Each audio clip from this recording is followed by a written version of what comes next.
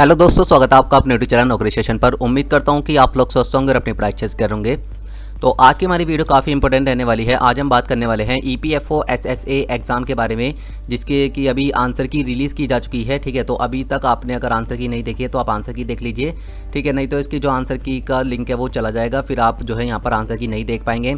और आप नीचे ज़रूर कमेंट करके बताइएगा कि आपके जो है कितने क्वेश्चन यहाँ पर सही हो रहे हैं।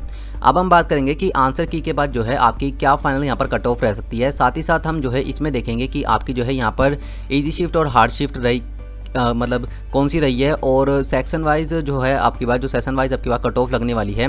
इन सब चीज़ों के बारे में आज हम डिस्कशन करने वाले हैं। ठीक है, पूरी जानकारी आज हम प्राप्त करेंगे। तो चलिए शुरू करते हैं। शुरू करने से पहले अगर आपने अभी तक चैनल को सब्सक्राइब नहीं कराया तो आप चैनल को सब्सक्राइब कर दीजिए, और जो साइड में बेल का आइकन आ रहा है इसे प्रेस कर दीजिए ताकि आने वाली वीडियो का नोटिफिकेशन आपको सबसे पहले मिले। तो अगर हम बात करते हैं कि अगर हम कट ऑफ की बात करते हैं तो कट ऑफ किन की चीज़ों पर डिपेंड करती है। तो कट ऑफ जो है यहाँ पर 3 से 4 फैक्टर ऐसे होते हैं जिस पर कट ऑफ जो है यहाँ पर डिपेंड करती है। सबसे पहले तो हमारा आता है नंबर ऑफ़ वैकेंसी। तो नंबर ऑफ़ वैकेंसी तो आपको पता ही होगा कि अब की बार कितनी रखी गई है। तो आपकी बार जो वैकेंसी आई हुई है वो आई है आपकी 2674। और आपके जो स्किल टेस्ट में कितने गुना बच्चे बुलाए जाएंगे, तो 10 गुना बच्चों को यहाँ पर बुलाया जाएगा। तो लगभग 26,740 बच्चे जो है यहाँ पर स्किल टेस्ट के लिए जाएंगे। ठीक है, इसके बाद अगर हम बात करते हैं आपके एग्ज़ाम लेवल की, तो एग्ज़ाम का लेवल आपको पता था कि इस बार कितना अच्छा लेवल पूछा गया था इसमें। ठीक है, चाहे वो आपका मैथ्स और या आपकी रीजनिंग हो, तो मतलब काफ़ी अच्छा लेवल हमें देखने को मिलता है। अभी हम आगे इन सब चीज़ों के बारे में बात करेंगे। अगर हम अगले चीज़ की बात करते हैं तो नेगेटिव मार्किंग। तो नेगेटिव मार्किंग भी अब की बार रखी गई थी।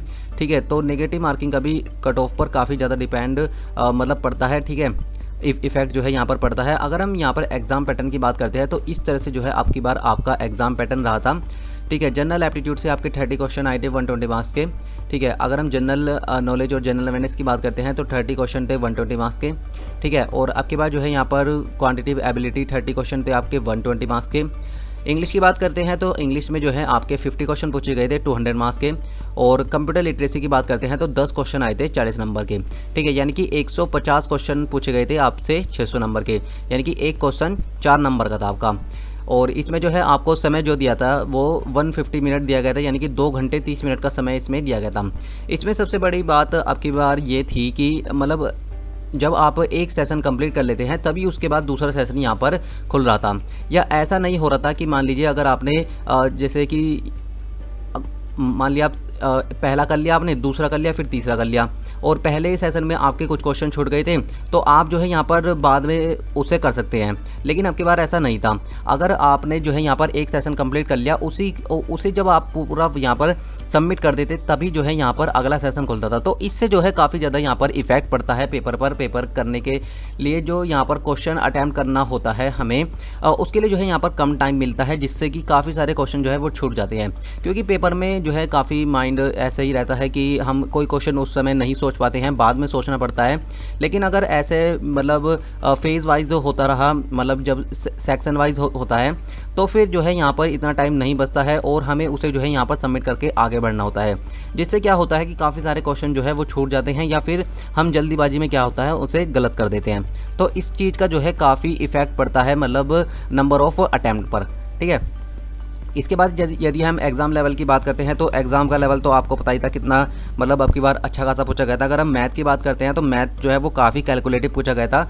मैथ को हम मॉडरेट लेवल का कह सकते हैं कि मैथ जो है आपका मॉडरेट लेवल का आया था। अगर हम इंग्लिश की बात करते हैं तो इंग्लिश थोड़ी सी यहाँ पर सही देखी गई थी। ठीक है, ईजी टू मॉडरेट हम इसे कह सकते हैं कि कुछ बच्चों के लिए यहाँ पर ईजी होगी और कुछ बच्चों के लिए यहाँ पर मॉडरेट हो सकती है। तो मैंने ईजी टू मॉडरेट यहाँ पर कहने की कोशिश करी है।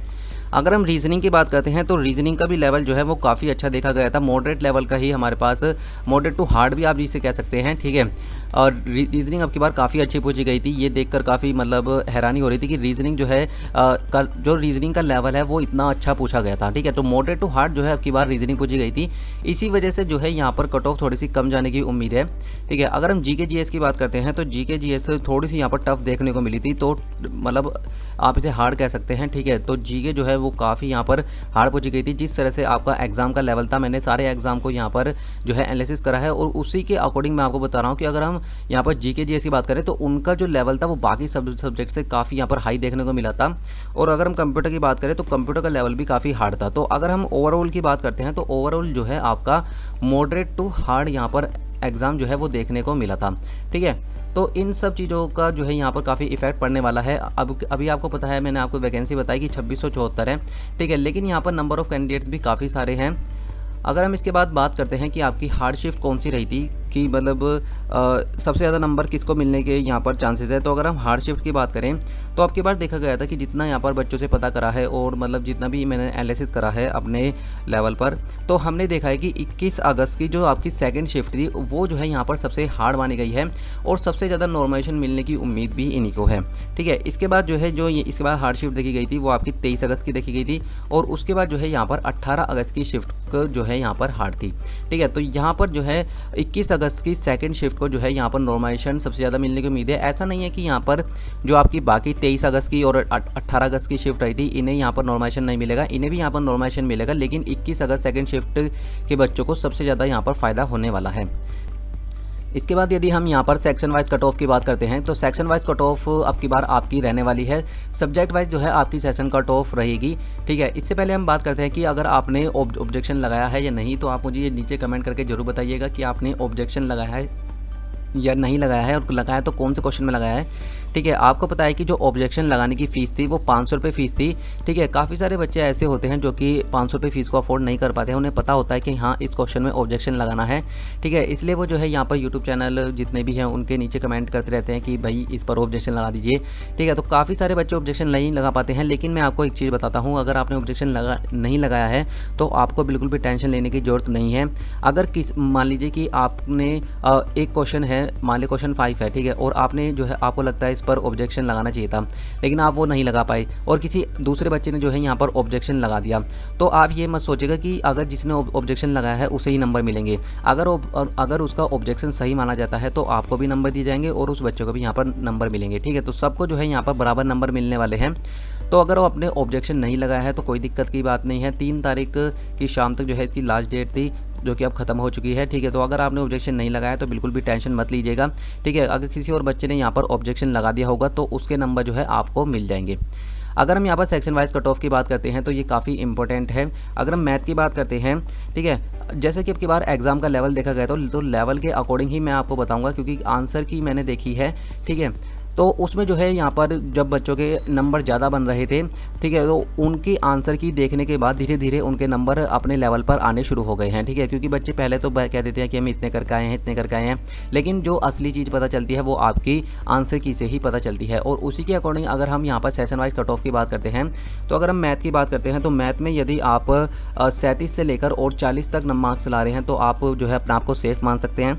अगर हम रीजनिंग की बात करते हैं तो रीजनिंग में यदि आपके 32 से लेकर और 35 नंबर तक आ रहे हैं तो आप अपने आप को बिल्कुल सेफ मान सकते हैं। जीके की बात करते हैं तो 22 से लेकर 25 तक जो है आप अपने आप को सेफ मान सकते हैं, ठीक है। अगर हम इंग्लिश की बात करते हैं तो इंग्लिश जो है यहाँ पर सही लेवल की आई थी और जो है इसमें जो इसका वेटेज है वो थोड़ा सा ज़्यादा है। तो अगर हम बात करें यहाँ पर 57 से लेकर 60 तक अगर आप यहाँ पर मार्क्स ला पा रहे हैं तो आप अपने आप को बिल्कुल सेफ मान सकते हैं। और कंप्यूटर में यहाँ पर 6 से लेकर 8 तक जो है यहाँ पर आपकी कट ऑफ रह सकती है, ठीक है। तो ये जो है मेरे अकॉर्डिंग इतनी कट ऑफ रह सकती है। अगर आपको ये कट ऑफ सही नहीं लगती है तो आप मुझे नीचे कमेंट करके कह सकते हैं, ठीक है। और आप जो है खुद भी अपनी कमेंट मतलब नीचे कमेंट में जरूर बताइएगा कि आपके कितने नंबर बन रहे हैं। सेशन वाइज आप यहाँ पर अपने नंबर बताइएगा, ठीक है, ताकि यहाँ पर हमें भी पता चल सके और बाकी बच्चों को पता चल सके कि भाई मतलब बच्चे कितना अटैम्प्ट कर पा रहे हैं, ठीक है। तो अगर आपको ये कट ऑफ मेरी सही नहीं लगती है तो आप नीचे कमेंट करके ज़रूर बताइएगा, ठीक है। अगर हम यहाँ पर फाइनल कट ऑफ की बात करते हैं कि आपकी क्या फाइनल कट ऑफ रह सकती है, ठीक है, क्योंकि इसके बाद अभी आपका स्किल टेस्ट भी होना बाकी है, उसके बारे में भी हम थोड़ा सा बात करेंगे। तो अगर मेरे अकॉर्डिंग यहाँ पर आप माने तो यूआर की अगर हम देखें तो लगभग आप मानकर चलिए कि 390 से लेकर 420 तक जो है आपकी यहाँ पर कट ऑफ रह सकती है, ठीक है। तो अगर आपके इतने नंबर बन रहे हैं तो आप अपने आप को बिल्कुल सेफ मान सकते हैं। अगर हम EWS की बात करते हैं तो EWS की जो है यहाँ पर 370 से लेकर और 390 तक जो है यहाँ पर कट ऑफ रह सकती है, ठीक है। अगर हम OBC की बात करते हैं तो OBC की जो है यहाँ पर 375 से लेकर और 405 तक जो है आप कट ऑफ मान सकते हैं, ठीक है। अगर हम SC की बात करते हैं तो SC की जो है यहाँ पर थोड़ी सी कट ऑफ इतनी देखने को मिलेगी कि आप 325 से लेकर और 345 तक जो है आप कट ऑफ मान सकते हैं SC की। यदि हम ST की बात करते हैं तो ST की कट ऑफ आप मानकर चलिए कि 320 से लेकर और 340 तक जो है यहाँ पर ST कट ऑफ रह सकती है। ठीक है, तो मेरे अकॉर्डिंग जो है यहाँ पर इतनी कट ऑफ रह सकती है, इससे ऊपर यहाँ पर कट ऑफ नहीं रहेगी। ठीक है, अगर आपको मैंने आपको ऊपर भी कहा था, अगर आपको ये जो कट ऑफ मैंने आपको बताई है, ये मैंने अपने एनालिसिस पर बताई है, पूरा यहाँ पर मैंने एनालिसिस कराया है, उसके बाद ही आपको एक कट ऑफ बताई है। अगर आपको ये कट ऑफ सही नहीं लगती है तो आप मुझे नीचे कमेंट बॉक्स में ज़रूर बताइएगा कि आपके अकॉर्डिंग जो है यहाँ पर कट ऑफ क्या रह सकती है और आपके कितने नंबर बन रहे हैं। अगर हम बात करते हैं टाइपिंग की, तो टाइपिंग का जो आपकी बार सिनेरियो रहने वाला है वो आपका 10 मिनट में आपको 1750 जो है वर्ड यहाँ पर टाइप करने हैं। तो आप जो है इसी तरह से अपनी प्रैक्टिस करिएगा। इसमें टाइपिंग में आपकी बार एक चीज़ देखी गई है कि आपको जो है यहाँ पर बिल्कुल जो आपकी एक्यूरेसी होनी चाहिए वो बिल्कुल सही होनी चाहिए, यानी कि इसमें आपकी बार ऐसा होगा कि आप जब एक वर्ड बिल्कुल सही लिख देंगे उसके बाद ही आप जो है यहाँ पर आगे बढ़ सकते हैं। अगर आपका ये वर्ड यहाँ पर सही नहीं है तो आप जो है आगे नहीं बढ़ पाएंगे। तो आप इस चीज़ का बिल्कुल ध्यान रखिएगा, इसी चीज़ को माइंड में रखकर ही आप अपनी प्रैक्टिस को करिएगा। ठीक है, बाकी आपको 10 मिनट मिलने वाले हैं 1750 वर्ड के लिए। ठीक है, तो आप मेरी तरफ से जिन कैंडिडेट्स का स्किल टेस्ट में नाम आ जाएगा, आपका रिजल्ट जो है इस महीने जो है आ सकता है, इस महीने आने की पूरी उम्मीद है। आप हमारे चैनल के साथ ज़रूर जुड़े रहिएगा ताकि जैसे ही इसका रिजल्ट आए तो मैं आपको इसके बारे में बता दूँ। और भी हम जो है यहाँ पर EPFO SSA एग्ज़ाम से रिलेटेड आपको इन्फॉर्मेशन प्रोवाइड कराते रहते हैं। ठीक है, बाकी एग्ज़ाम की भी हम इन्फॉर्मेशन प्रोवाइड कराते हैं, तो आप हमारे चैनल के साथ जरूर जुड़िएगा। ठीक है, इसका रिजल्ट जो है आपको जल्दी ही यहाँ पर देखने को मिलेगा। तो आज की तो हमारी वीडियो यहीं तक थी, सभी चीज़ें आज हमने इसमें डिस्कस कर ली है। अगर अब भी कोई चीज़ रह गई हो, आपको कोई डाउट रह गया हो, तो आप नीचे कमेंट बॉक्स में कमेंट कर सकते हैं, वहाँ पर मैं आपको रिप्लाई कर दूँगा। ठीक है, अगर आपको ये वीडियो पसंद आई हो तो आप इसे ज़रूर लाइक करें, अपने दोस्तों के साथ भी शेयर करें। और अगर आपने अभी तक चैनल को सब्सक्राइब नहीं कराया तो आप चैनल को सब्सक्राइब करके साइड का बेल का आइकन जरूर दबाइएगा ताकि आने वाली वीडियो का नोटिफिकेशन आपको सबसे पहले मिले। तो मिलते हैं नेक्स्ट टॉपिक के साथ नेक्स्ट वीडियो में, तब तक के लिए गुड लक।